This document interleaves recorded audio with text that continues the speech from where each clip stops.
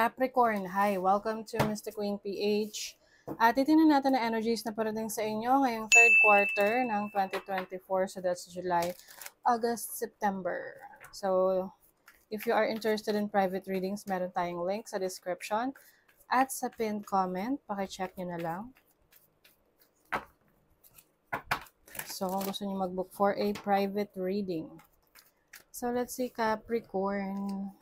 Third quarter 2024, what's up? Ano yung parating? Thunderbolt, wow. So, parang eureka moment to na meron kayong idea, unexpected, or something na creative ideas na may isip ninyo na parang, wow, this has a potential.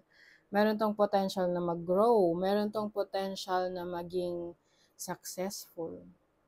Okay? So, you are also being open-minded sa maraming bagay. Mga bagong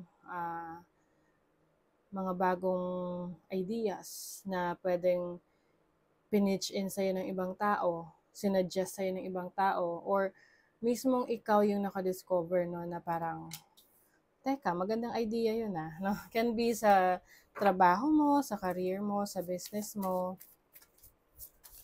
or anything that you want to do for your personal life, no? Let's see what else. You have Wolf. Wolf is awakening your wildness.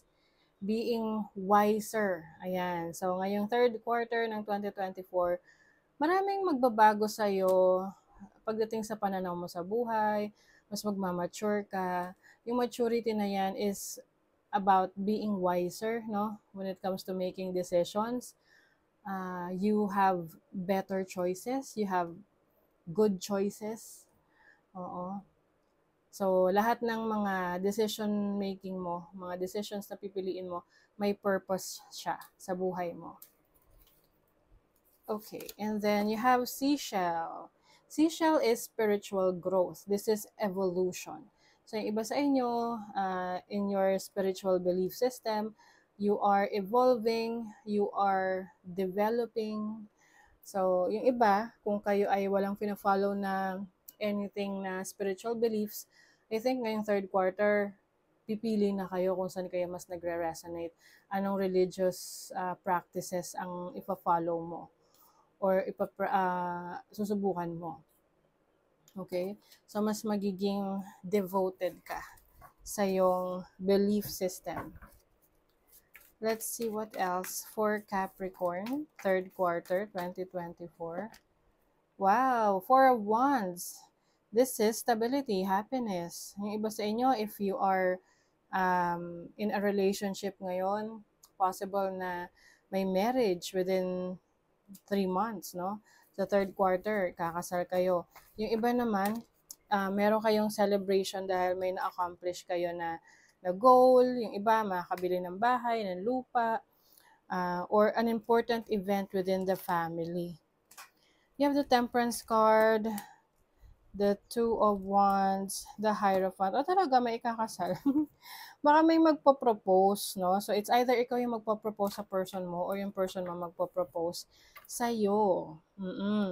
Yung iba, medyo matagal nyo na itong hinihintay. You are already planning for this.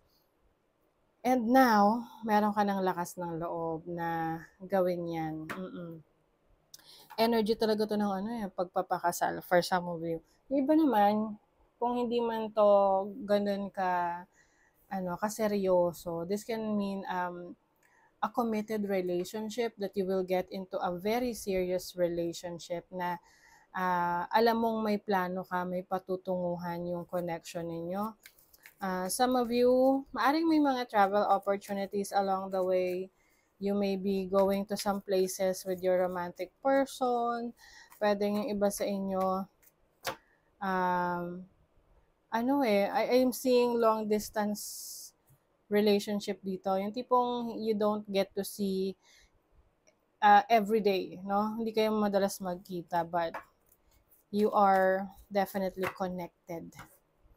And then, yung iba, yung mga projects ninyo, like project nyo sa bahay, yung mga long-term goals ninyo, unti-unti, no, ma-accomplish nyo ngayong third quarter. Let's see what else. Money, career, finances. You have the Six of Cups, the Hermit, so that's Virgo energy, and the Five of Vessels. Okay, some of you, Capricorn, meron kayong babalikan na dating work. Pwedeng hindi naman actually the same company, pwedeng parehong field. So let's say for example, you work in the medical field, no, sa isang hospital. Tapos for some reasons umalis ka muna doon and nagtry ka ng ibang trabaho. So yung iba sa inyo, maaring you realize na working in a hospital or practicing your being a medical professional is yun talaga yung gusto nyo, no? So maaring babalik kayo sa pagpa-practice ng inyong medical na work, no, or career. Ganon. So parang babalikan mo. Okay? Because you feel like parang may unfinished business ka rin. Yung feeling mo there are still opportunities for you in that field. Let's see what else. Yeah, going within, self-examination, no? Wise judgment. Talagang yung iba sa inyo pinag-isipan nyo to. Pinag-isipan nyo. Pinag-aralan nyo if it's worth it na balikan. No? So yung iba, babalik kayo sa dating career, trabaho, or business na nagawa nyo na in the past and you feel like this is the best time to do it again and try again. Okay? Let's see yung love life. You have the Nine of Cups. Okay, the Magician and the Knight of Swords. Okay. The Magician is energy ng Virgo and Gemini. So, malakas yung energy ng Virgo. Baka you are dealing with a Virgo or a Taurus or a water sign, Cancer, Scorpio, Pisces, and meron ding energy ng Sagittarius. Meron ding air sign, Gemini, Libra, Aquarius. So, some of you are fulfilled in your relationship. May happiness. Although there are times na may mga ideas kayo or pananaw sa buhay na hindi kayo nagkakasundo, but it doesn't mean na you will love this person less. So if you are already in a relationship, I think yun na lang yung kailangan yung i-work out ng person mo, yung communication. Kailangan you have this open communication para maiwasan nyo yung problema. Yeah. May transformation. Yung iba sa inyo, possible na magkaroon ng challenge sa relationship, no? Pwedeng may masabi na makakasakit dun sa person, sa damdamin ng taong yun that you are dealing with. But I think, dun mo matitest kung talagang matatag yung relationship ninyo. Kasi eventually, you will realize na, itong person na to pala is willing to understand and compromise sa relationship. And I think, no, magka-issue man, magka-problema man kayo, maayos nyo. No? Maayos yung connection, yung relationship with this person. In what area to?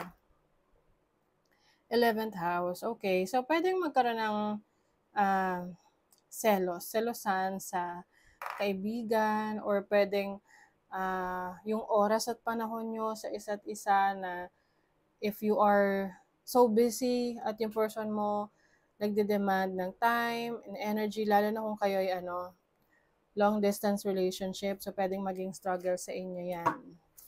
Pero syempre, kailangan lang mag-usap ng maigi para clear, 'di ba? You know what to expect from each other. Dragon, Gaia's gateway, access Earth's inner wisdom. Yeah, I think ngayong third quarter ng July, ng 2024, you will have more, alam mo yung mature type of person na madaling makaintindi. Oo. So, it's not something na, kumbaga, hindi ka mahihirapan na makitungo sa iba because you're someone who can easily adjust your, yung kaya mo i-adjust yung pakikitungo mo sa iba. Because you are the bigger person, ikaw yung mas understanding, ikaw yung mas mag-a-adjust for others. Okay, and some of you, maaring mas magiging practical din kayo sa decision making ninyo, whether sa relationship man yan or sa career. Okay? So that is your reading, Capricorn. Thank you so much. Bye!